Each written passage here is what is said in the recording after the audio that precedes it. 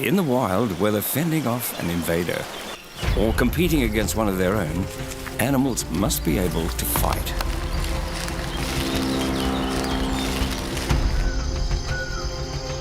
Survival of the fittest often comes down to the triumph of the most aggressive.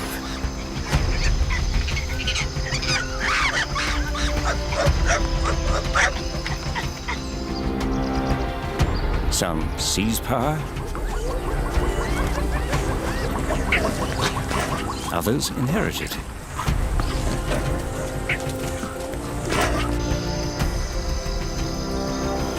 And the rest respect it.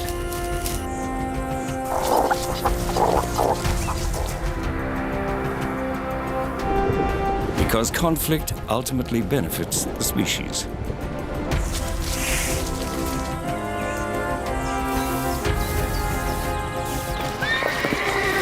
It's one of the key strategies to survive the wild.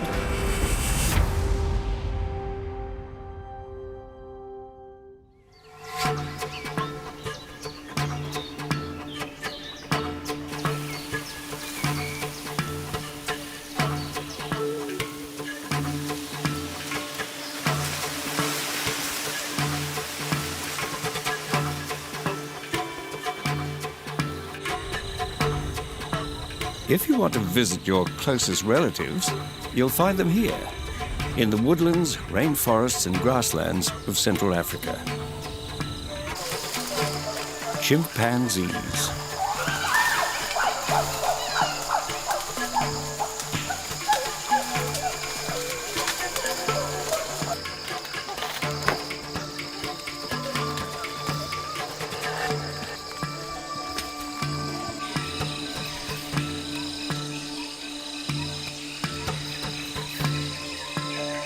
We share about 99% of our genetic blueprint.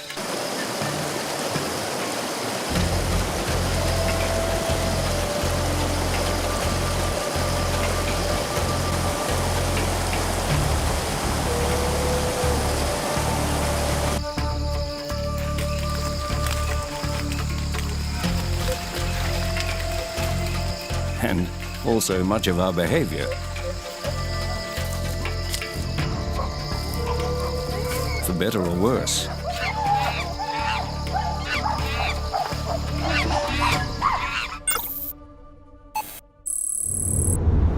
In Tanzania's Gombe Stream National Park, some of the more aggressive tendencies play out.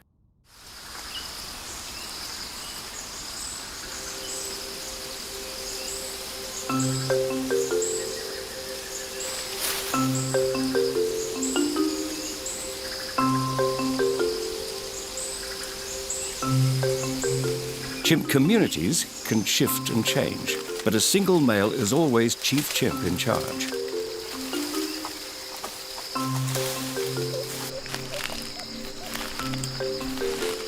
And now, an ambitious subordinate dares to challenge him. The alpha chimp will have to remind him who's boss.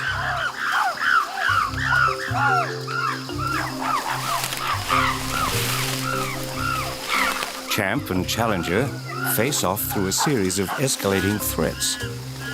That's usually enough to intimidate the opponent. But not this time. When the challenger refuses to back down, the alpha must resort to the most extreme and risky strategy, direct combat.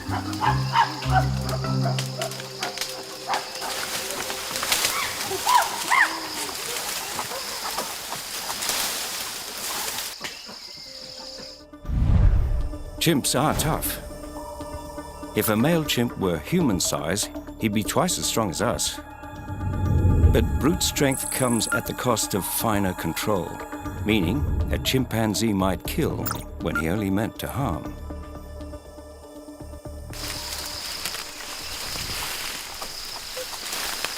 Today, it doesn't come to that.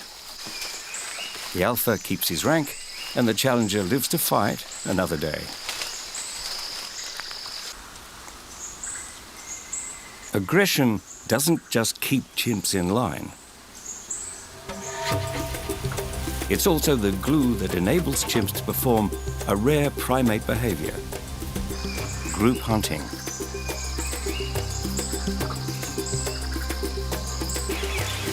The chimps discover a tribe of colobus monkeys. Though chimps mainly eat fruit, in some areas their craving for colobus have driven the monkeys almost to extinction. The alpha chimp launches the attack, chasing the smaller, faster monkeys through the canopy. Each member of the chimpanzee troop knows his role in the hunt, strategically cornering the prey.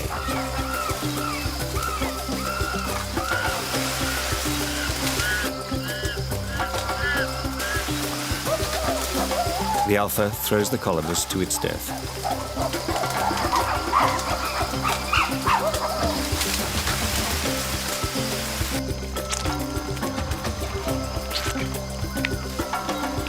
The hunters share the kill, each waiting his turn to eat. These strict rules, strictly enforced, hold the chimp society together for everyone's benefit.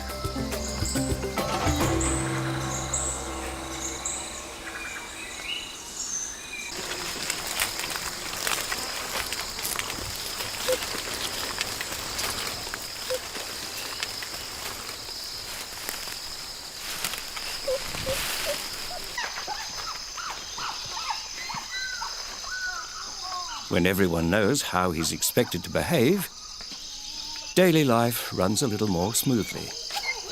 And that's not just true for chimps.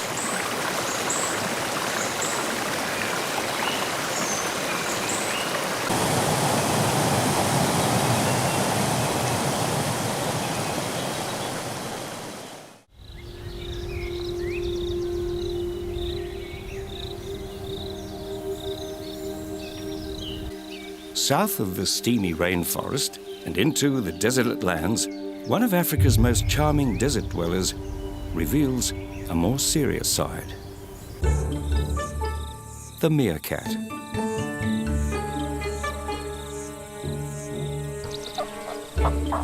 Beloved for their distinctive upright stance, meerkats keep a constant lookout for danger.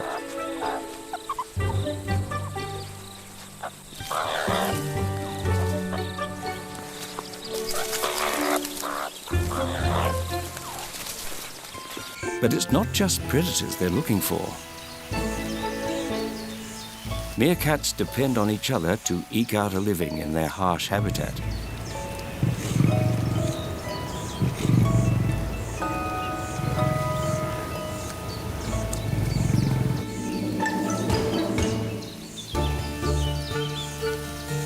Their clans, up to 50 members strong, are governed by threat, aggression, and submission.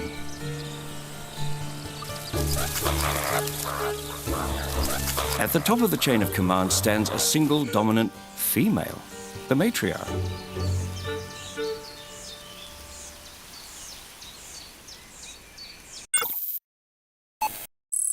In the semi-arid savanna of Botswana's Kalahari Desert, the meerkat matriarch exerts her authority.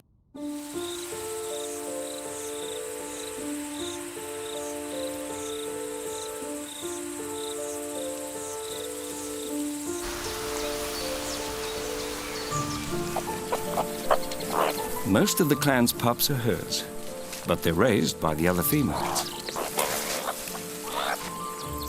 If a lower female gets pregnant, she or her pups could be killed. In fact, meerkats are among the world's most murderous mammals.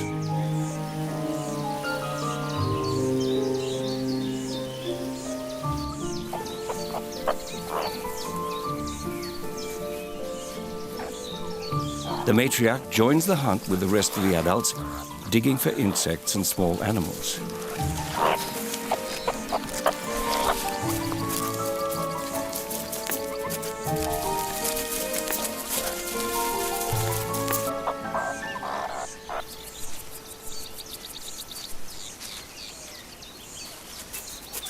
They can excavate their body's weight worth of sand in just a few seconds.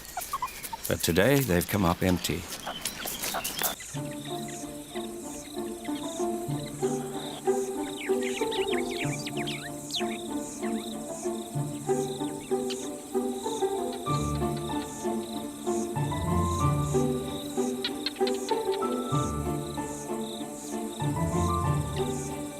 Until a tasty scorpion wanders by. Meerkats are immune to their venom.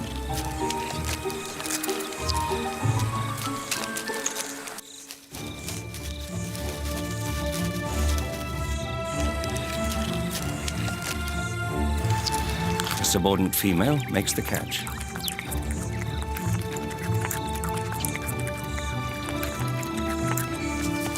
But the matriarch calls dibs, snatching the kill for herself.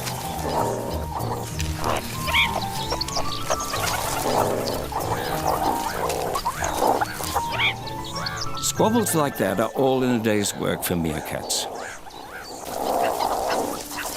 No one messes with Mama.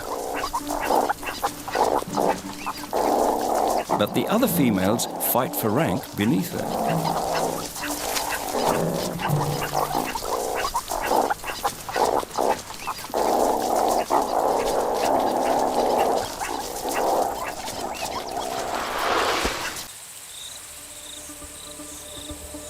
A matriarch is usually larger and stronger than the females she rules. And she keeps subordinates in place by scolding, scratching, and biting. The occasional hip slam reminds potential rivals who's the boss.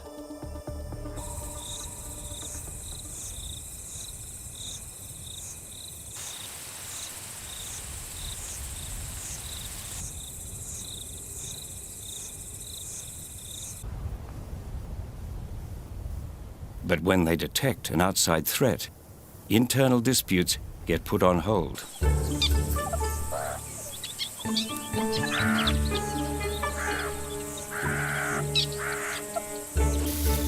A mole snake slithers too close to the meerkat's burrow. And the clan rallies to defend its home. They mob the snake, raising their tails and arching their backs to look larger and scarier.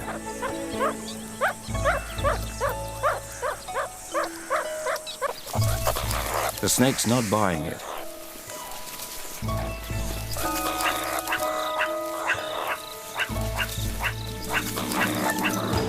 Darting back into their burrow, they mount a last line of defense at the entrance.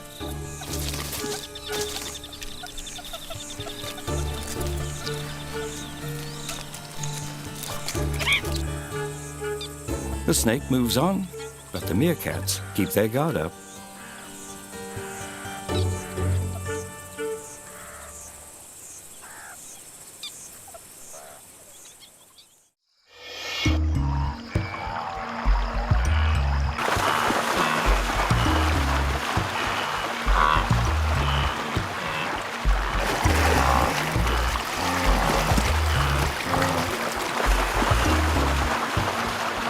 The aggressive meerkat matriarch runs a tight ship.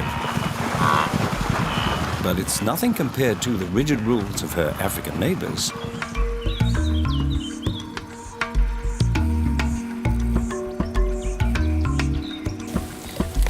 The spotted hyena. The largest and most gregarious of hyena species, spotted hyenas live in clans of up to 130.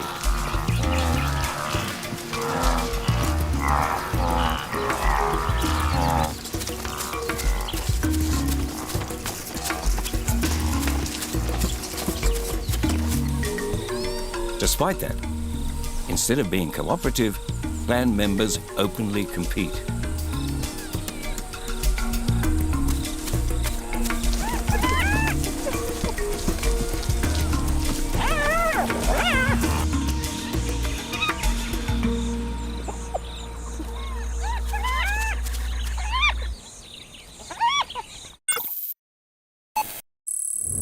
In Kenya's Masai Mara National Reserve, a spotted hyena clan goes about its business.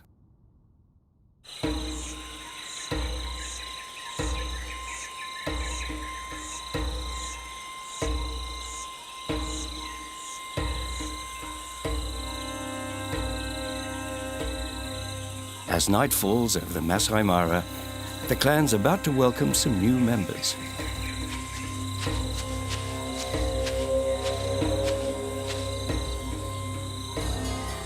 As the dominant female gives birth to 2 pups. Both are daughters, both born to rule. Except the matriarch can have only one heir. And almost from the moment of birth, one daughter proves she's fit for the role, bullying her smaller sister.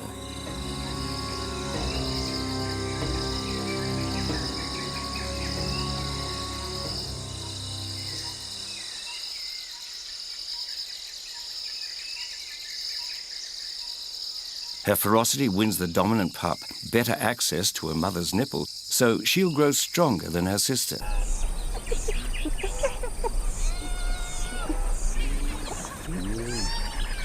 But little sister still has status. So long as their mother remains the alpha, they automatically outrank all other clan members, even adults.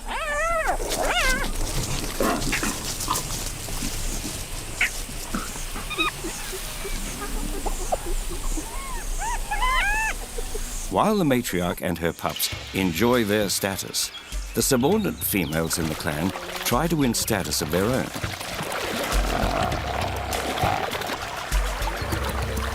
They threaten and tangle with each other to gain an earlier chance to eat after the alphas are done.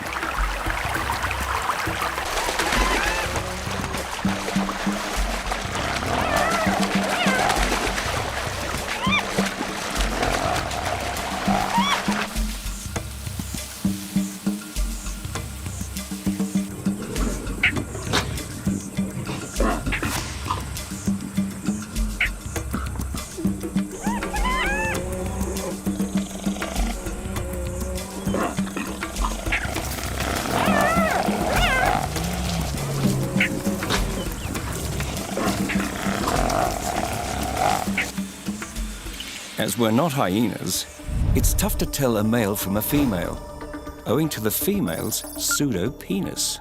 Why they have it is anyone's guess, but it's thought to have something to do with male hormones, since larger, more aggressive females have the advantage in the clan.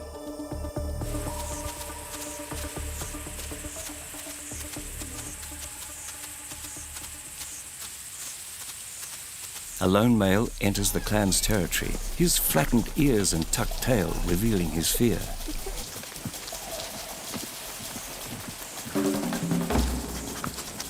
If the clan accepts him, his life will be a little easier. But for now, he cautiously remains on the periphery, scavenging the group's scraps.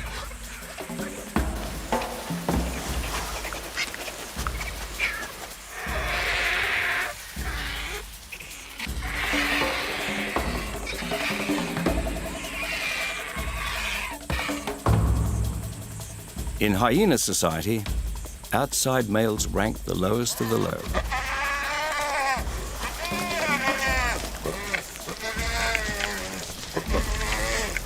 It beats a life of solitary scavenging and being potential prey. He makes his cautious approach.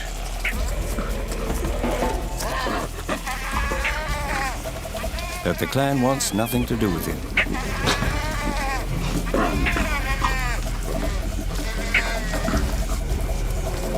They drive him away in no uncertain terms.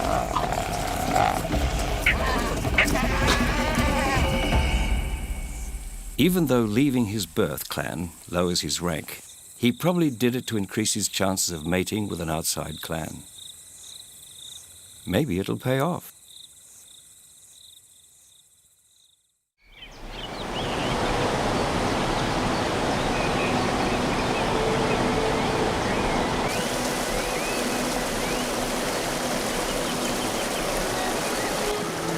A world away from the African savanna, in the boreal forests of North America, roam the elk.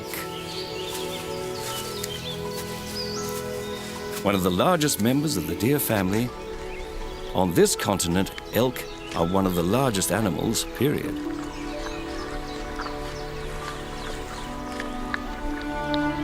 Living peacefully for most of their time in single-sex gangs, these mighty animals come together to breed once a year.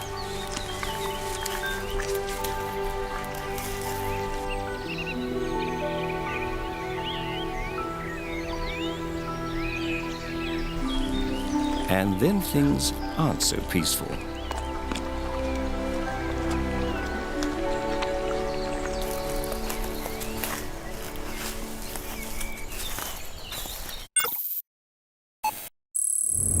In Yellowstone National Park, the elk breeding season, known as the rut, is about to begin.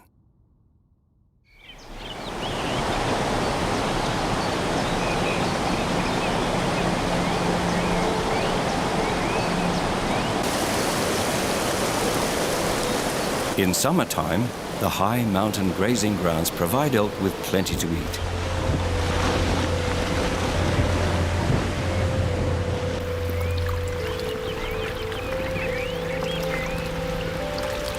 And once they're well fed, the bulls and cows will come together to satisfy a different appetite.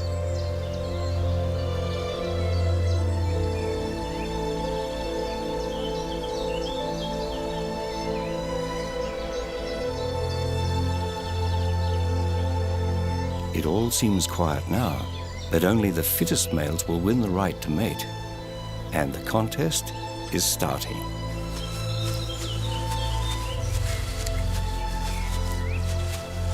It's all about the antlers.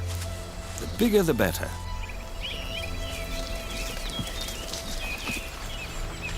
These racks of pointed bone signal the male's virility and can weigh nearly 44 pounds.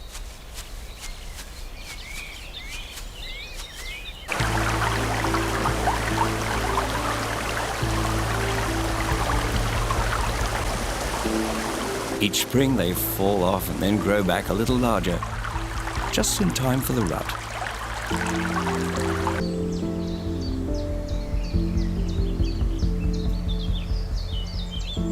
The season's been kind to this fortunate male. He's attracted a harem of over a dozen females. But keeping them is the hard part.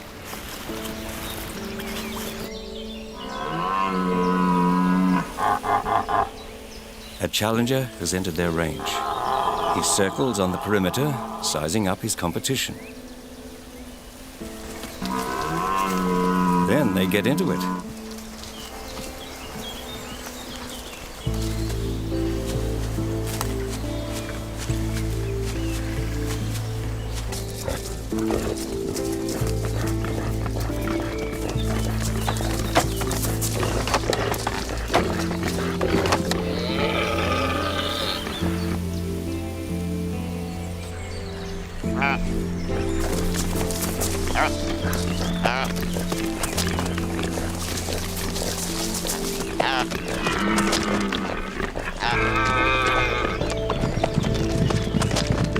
The harem master drives off his rival, proving he's fit for the role.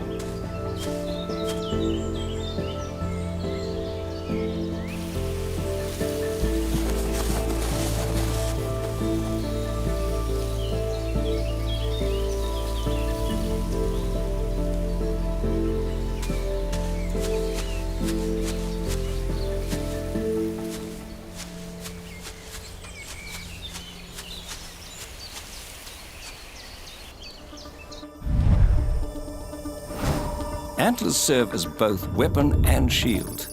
If a bull can penetrate his rival's guard, the tines can inflict devastating injury. Though that's not the intention of the brawl. The winner overpowers his opponent through wrestling and twisting.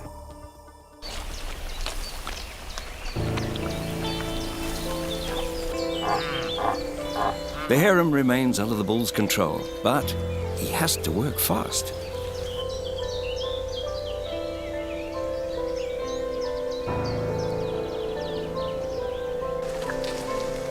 Female elk will only be receptive to a male's advances for 1 or 2 days, so the bull has to pay close attention.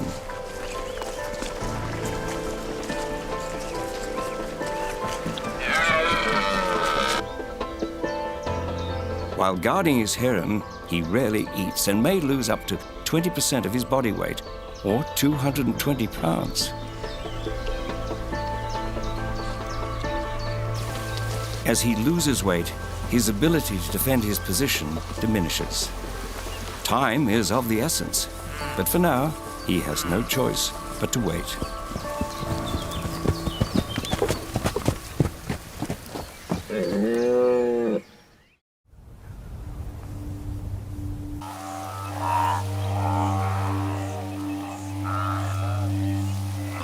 While North American elk battle over mating rights, in Africa, vultures compete for the biggest portion size.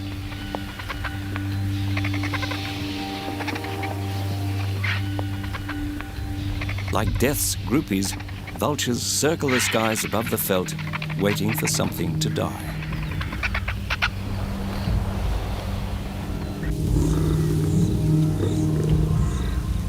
Strictly scavengers, they let disease or predators do the killing for them.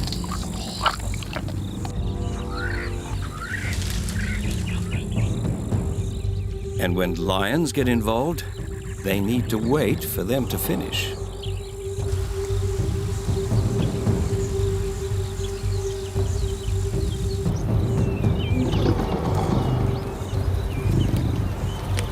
And then polish off what the cats leave behind.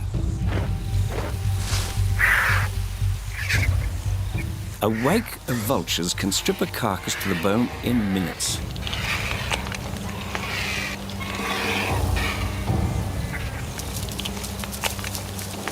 Each vulture species prefers different parts.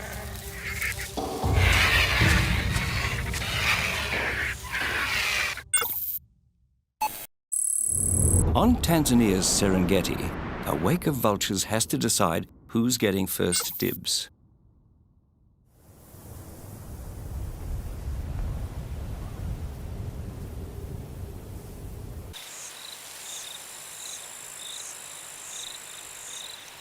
Vultures often shadow migrating herds because sooner or later, somebody's bound to drop dead.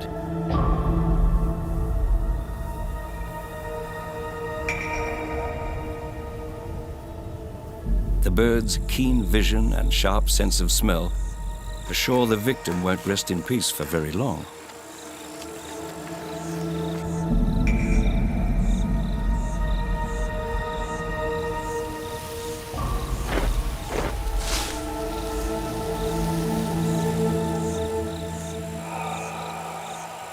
Something's already gnawed and abandoned this wildebeest, leaving the feast for the taking.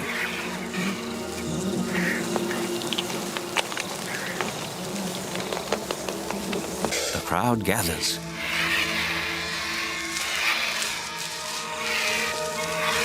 Today, two vulture species tear in at the same time.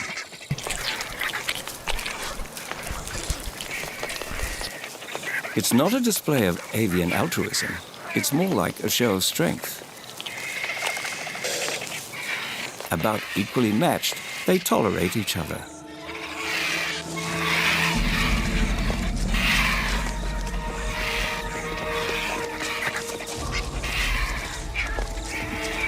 Vultures typically fight like crazy to gain their place at the table.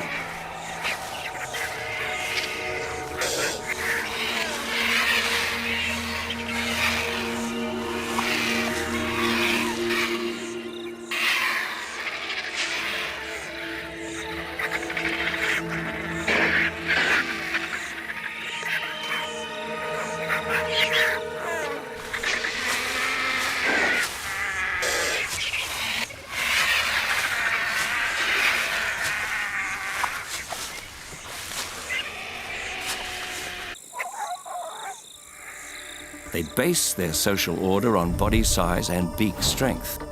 The big guys battle it out to win the tastiest bits, while the smaller vultures wait at the sidelines for their turn to pick the scraps.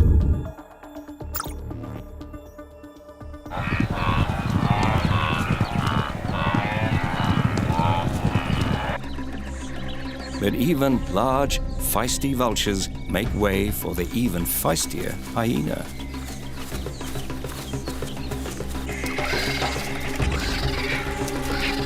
It's a love-hate relationship. Vultures love to have a hyena rip open a carcass for easier access, but they hate that she wants it all for herself.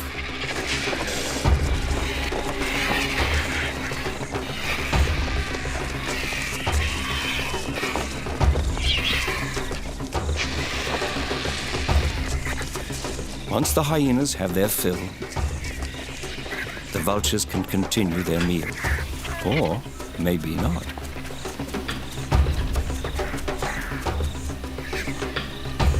The jackal wants his share, and he's much more aggressive about claiming it.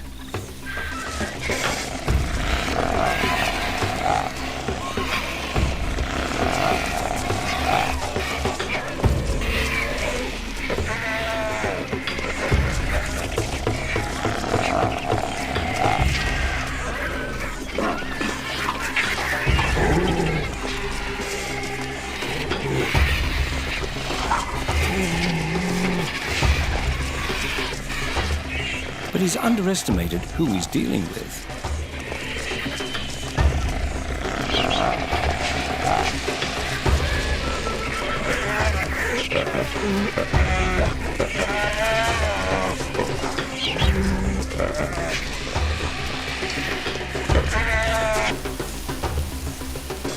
Dinner, at last, is served.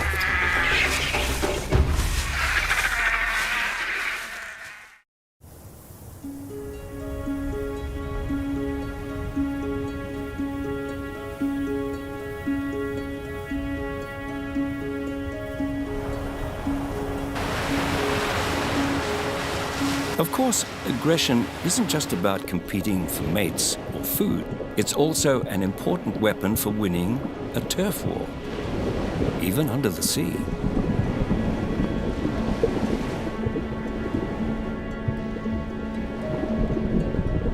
Coral reefs are some of the most diverse ecosystems on the planet, providing a home for 1/4 of all marine life. While they may look like plants, corals are actually tiny, soft-bodied animals called polyps.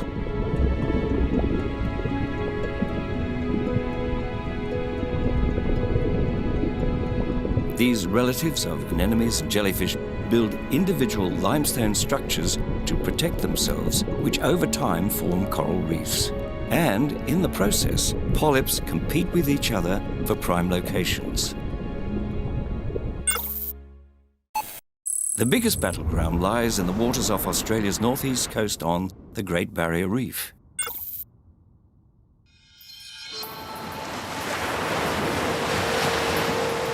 One of the 7 natural wonders of the world, the Great Barrier Reef is the largest structure on Earth made of living organisms.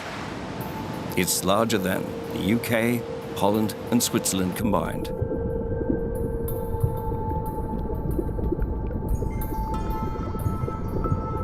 Under the light of a full moon, the corals are set to do what all organisms must: reproduce.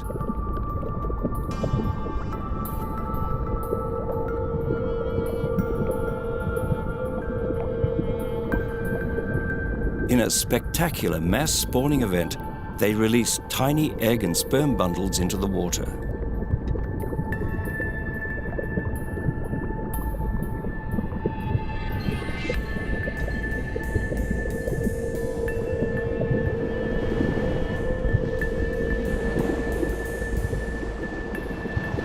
After fertilizing at the surface, the bundles will eventually sink back to the ocean floor, forming the basis of a new coral colony.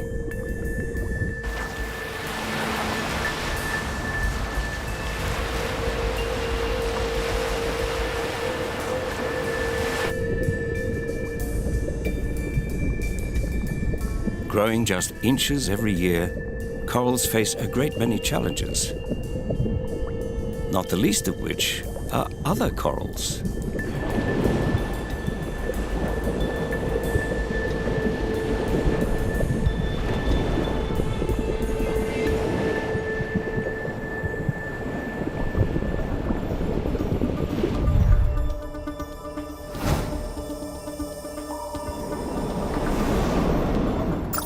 different coral species try to dominate their neighbors. They duel with stinging tentacles or expel filaments to digest their competition, often creating a cleared band where rivals have killed each other off.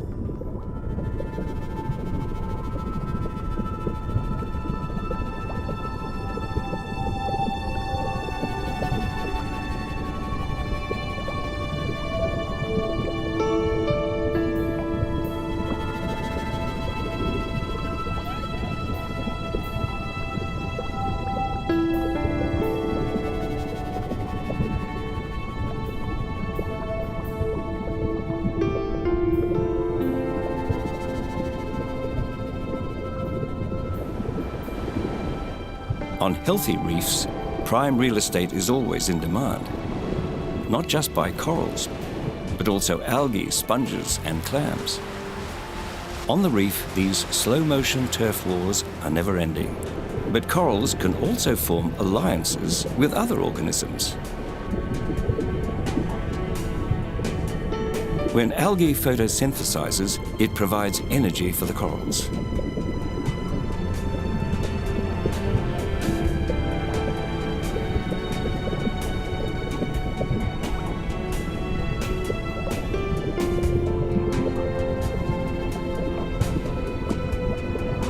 But this balance has reached a tipping point. A new aggressor is moving in, rising sea temperature.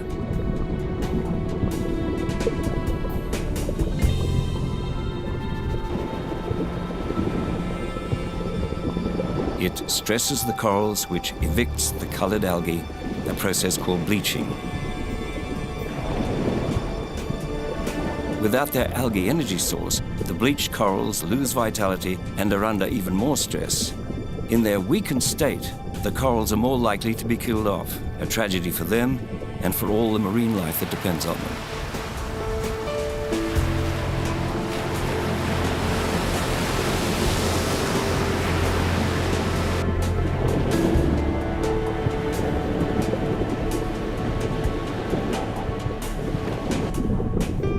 Over millions of years, coral has evolved ways to thrive and defend itself against intruders.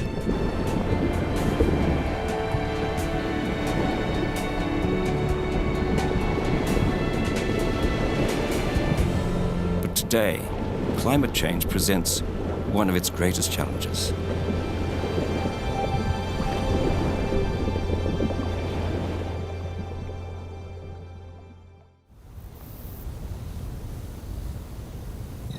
Now we return to dry land.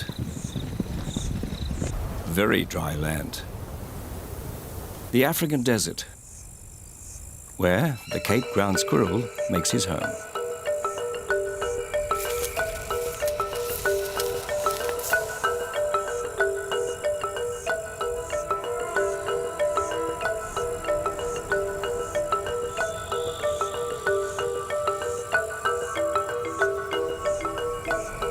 These social rodents live in separate male and female groups. With overlapping ranges and scarce resources, conflict becomes a way of life.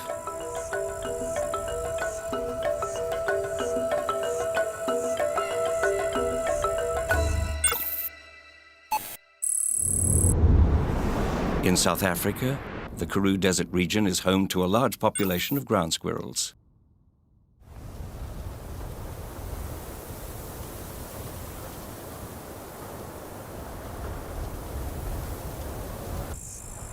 In such a harsh environment, finding food is always a challenge.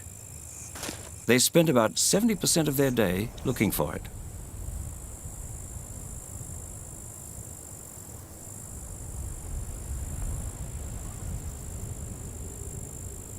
Water's even scarcer. They get the moisture they need from the plants and insects they eat.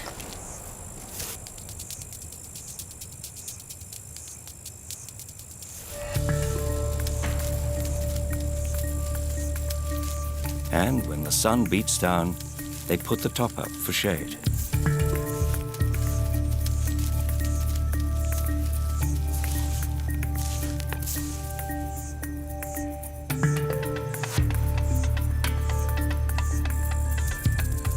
When a beetle shows up, The hunt is on.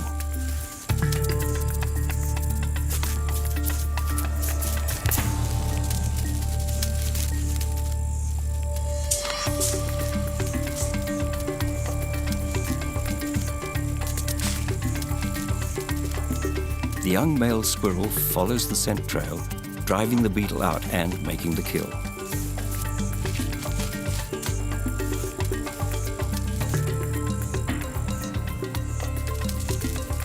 But before he can reap the reward, he must fight for it.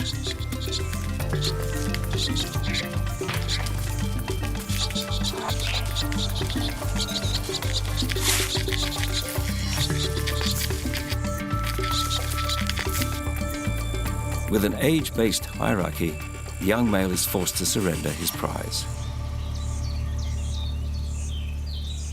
Cape ground squirrels settle their differences by leaping. Squaring off with backs arched, rival squirrels compete to out-jump one another. The quick contest determines a winner, avoids injury, and saves energy.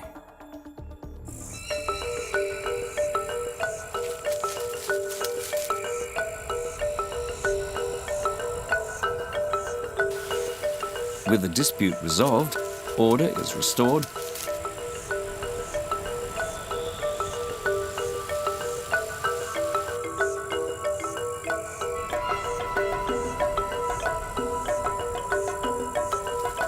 until a new threat approaches.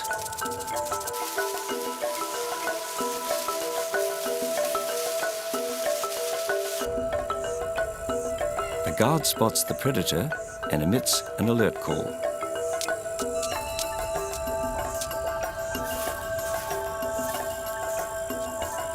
Retreating to their burrows won't protect them from this enemy.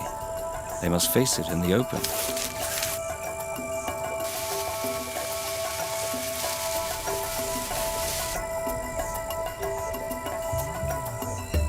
They don't have much defense against a venomous cobra except limber feet and a gutsy attitude.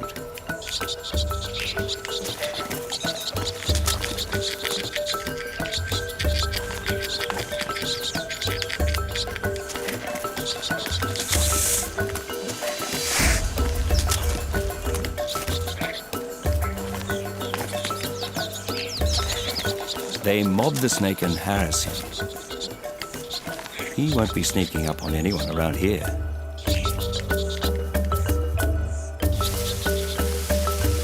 The strategy works.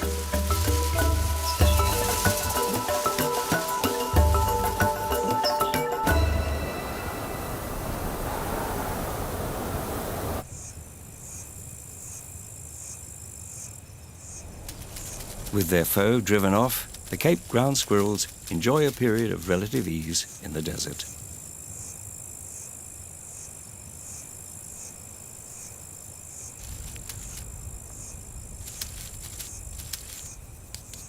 Now they can return to their own quarrels.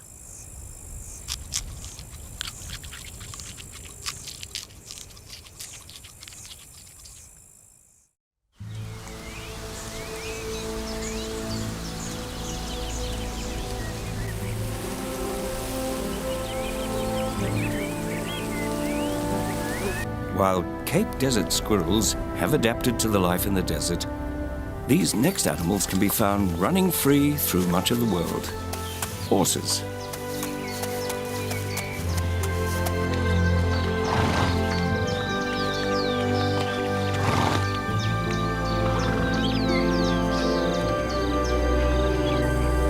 We call them wild, but because they're descended from domesticated stock, most wild horses are technically feral horses. But that doesn't make them act any less wild.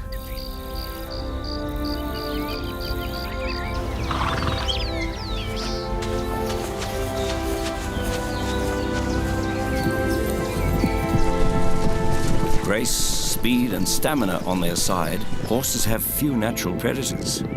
Typically traveling in small herds, known as bands, they're constantly on the move, following grazing opportunities.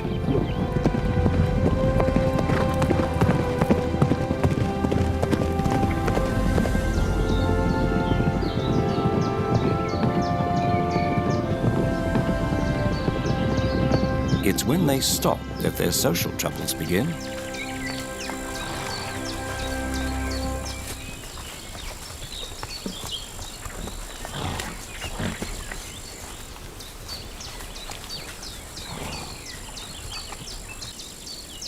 Besides grabbing a bite to eat, these stops are also a chance to grab power.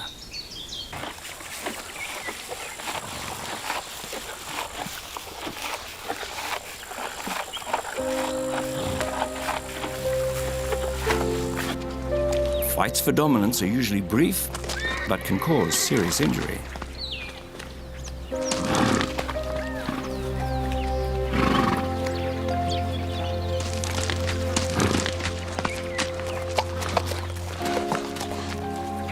Dominating one opponent is not enough to determine a horse's status. He must take on several rivals to stake his place in the band.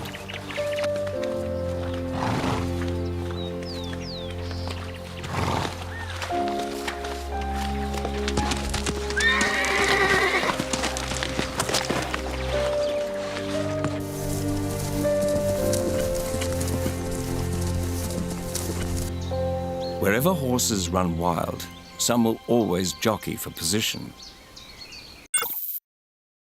The drama plays out in Western Australia's Gibson Desert, which provides an unforgiving backdrop for its population of feral horses.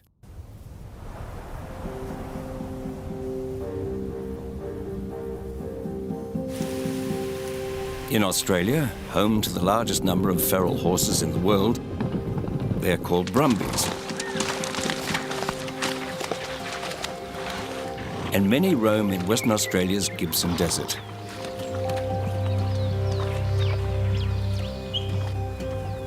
For the brumbies of the desert, status provides access to a precious commodity, water.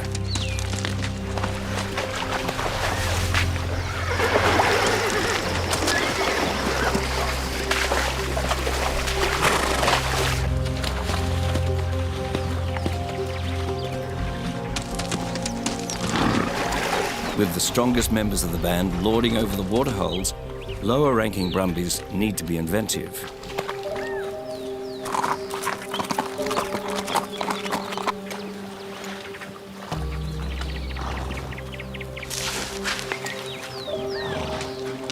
They dig for water beneath the surface to quench their thirst.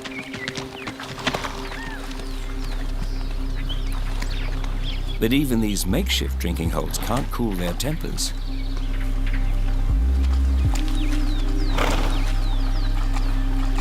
It starts with harassment. Chasing and nipping one another to clear space. When neither brumby backs down, tensions escalate into an outright brawl.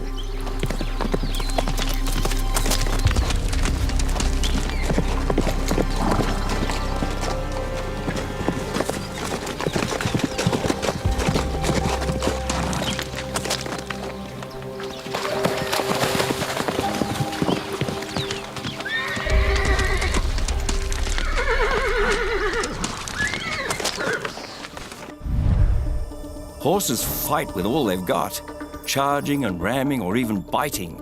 Their blunt teeth can tear flesh thanks to their powerful jaws, and their hardened hooves, both front and rear, can land devastating blows.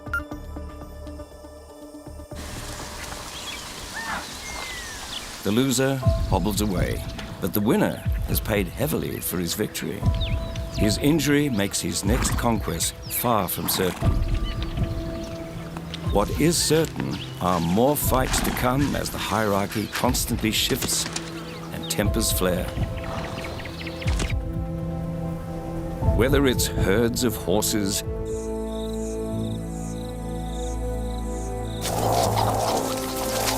colonies of meerkats or coral superstructures, somebody always wants to be in charge.